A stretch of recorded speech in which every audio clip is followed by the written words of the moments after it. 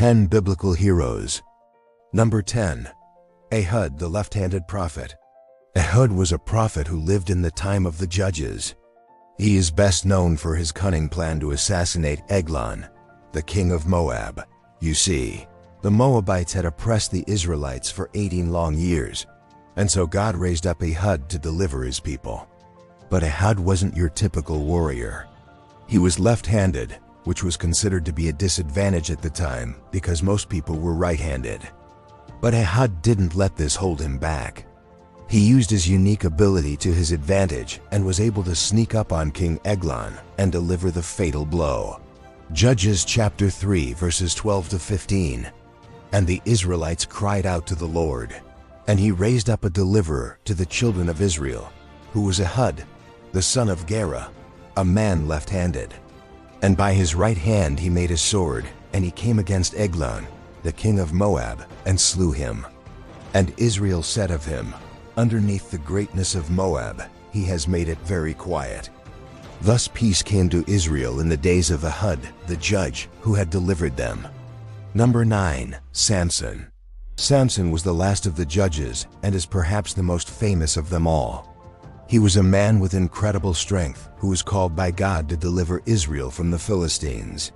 Samson was blessed with supernatural abilities that allowed him to perform amazing feats of strength, such as slaying a lion with his bare hands. Judges chapter 14 verse 6. Then the Spirit of the Lord came powerfully upon him, and he tore the lion apart as if it had been a kid. And he had nothing but the jawbone of it in his hand. He tossed the jaw to one side there and went on that evening and joined the young women and sang and danced.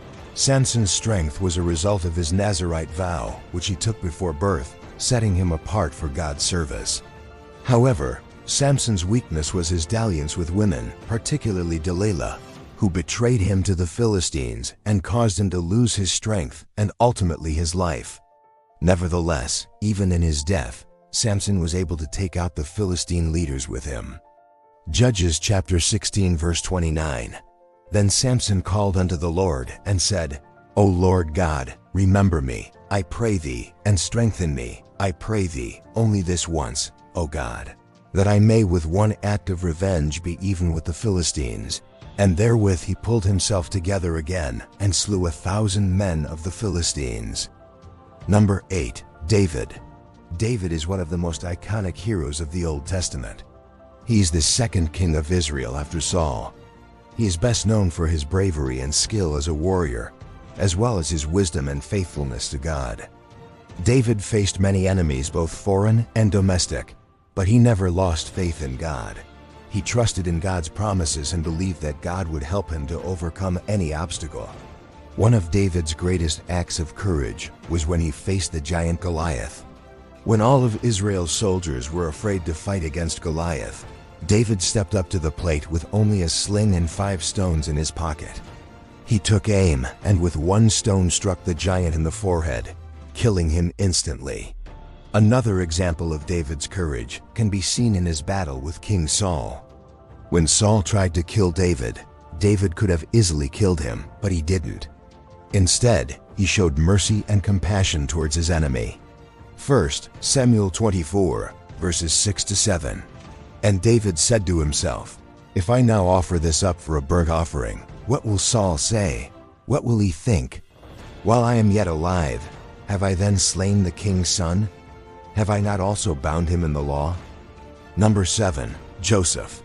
Joseph is one of the most beloved characters in the Old Testament. His story is one of betrayal, hardship, and forgiveness. Despite all the trials he faced, Joseph remained faithful to God and his family. His courage was evident in his dealings with his brothers who sold him into slavery. When they came to buy grain from him in Egypt, he did not reveal himself to them, but tested their character first. And when they passed his test, he revealed himself to them, much to their shock and surprise. Genesis chapter 45, verse 4 to 5. But I am Joseph. Is my father still alive? Yes, he is alive. He is well. Come now, let me show you the place where he is. Number 6. Joshua. Joshua is a central figure in the Old Testament. He was a leader who led the Israelites to victory over their enemies and the conquest of the Promised Land. Joshua was chosen by God to succeed Moses as the leader of the Israelites after Moses died. Joshua 1, verse 18. Then Joshua said to them, "As for me and my house, we will serve the Lord." After conquering Jericho, Joshua continued to lead the Israelites in the conquest of Canaan. He led them in battle against many powerful kings and nations, such as the Canaanites, the Perizzites, and the Hivites. Despite the opposition, Joshua and the Israelites were victorious in all of their wars. Joshua 10 verse 43. And Joshua called the 5 kings out from the city, the Amorite, the Perizzite, the Canaanite, the Hittite, and the Jebusite, and gave them their doom of death. Number 5. Caleb. Caleb was one of the 12 spies sent by Moses into Canaan. While 10 of the spies returned with a discouraging report, Caleb and Joshua had a different perspective. They encouraged the people to trust in God and go into battle against the Canaanites. Their faith and courage were rewarded when God promised them that they would possess the land. Numbers 14, verses 24 to 25. And the Lord said, "If only they had complete obedience to my voice, if only I had found him walking in my law and commands, then I would have completely put my words in his mouth, and I would have destroyed the Amalekites before them." Number 4. Gideon. Gideon was a judge in Israel who led his army to victory over the Midianites. He was called by God to deliver Israel from oppression, and he did so with only 300 men. Gideon defeated the Midianites despite being outnumbered because he trusted in God's plan. Judges chapter 7 verses 10 to 18. So the Lord said to Gideon, "Surely I will deliver the Midianites into your hand. But if you are afraid to go into battle, go down to the Jordan with your servant Pharaoh, and you shall see what Pharaoh does. Whatever energy you see, you shall do likewise when you come in battle against the Midianites." So he went down to the Jordan and did just as Pharaoh had done.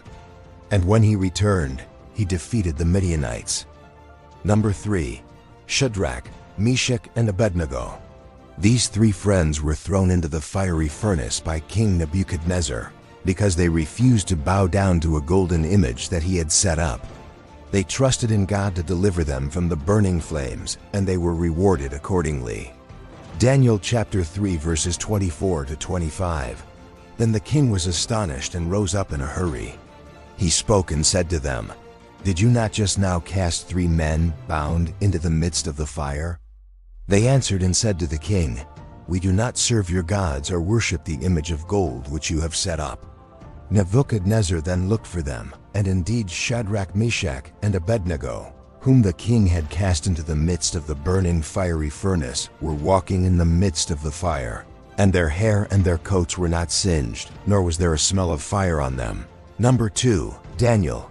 Daniel was a young Jewish man who was taken captive to Babylon during the reign of Nebuchadnezzar. He was thrown into the lion's den because he continued to pray to his God, despite a law that was enacted that forbade people from praying to anyone but the king. However, an angel from God came and shut the mouths of the lions so that he could survive the night unharmed. Daniel chapter 6 verses 22. My God sent his angel and shut the mouths of the lions.